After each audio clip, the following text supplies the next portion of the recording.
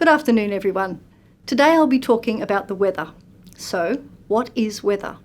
Well, it's a temporary status of the atmosphere. It varies with time and place. In other words, various types of weather can be seen in various parts of the world. It is never constant anywhere. It depends on the place, and it changes with the change of seasons too. This term typically applies to temperature, clouds, wind, and precipitation. Let's talk a little about these different types of weather conditions, and then we'll talk about the types of weather experienced in different parts of the world. The first weather condition that I'd like to focus on is temperature. Temperature is probably the most varied factor in weather reports. It varies by location, season, and even the time of day. Temperature is affected by the sun's radiation that penetrates the atmosphere, and also by the radiation that flows back from the Earth's surface into the atmosphere. Another factor relates to clouds. Now, all air contains water, but near the Earth's surface, water is in the form of an invisible gas called vapour. As warm air rises, this vapour cools to a point where it changes into tiny drops of water. These drops of water come together, and when this happens, they form clouds. The third type of weather condition is wind. Now, how is wind created? Well, wind is created by differences in air pressure throughout the atmosphere. Let me explain this. When air is under high pressure, it naturally wants to move to areas of low pressure that are near it. This moving air is called wind. Also, you might want to know that differences in pressure determine how fast the wind blows. And the final type of weather condition is precipitation.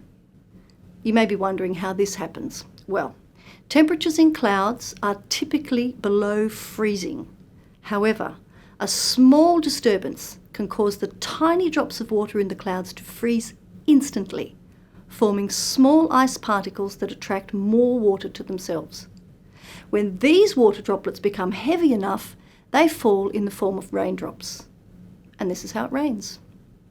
Also, if the air is cold enough, the ice particles can remain frozen, and they fall as snow, sleet, freezing rain, or even hail.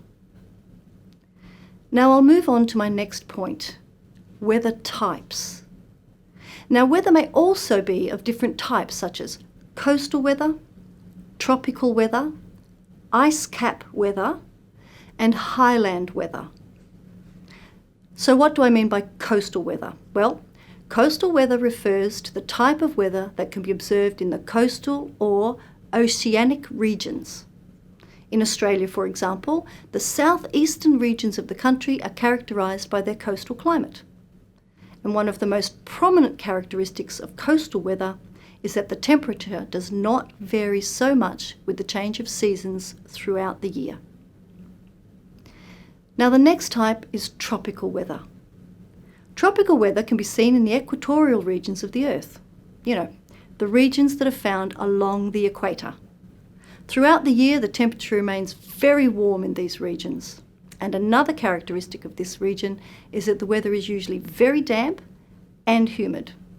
Also, the amount of rainfall is very high throughout the year. In the winter months, however, the temperature may fall a little, but only about 3 degrees Celsius. Now let's move on to ice cap weather.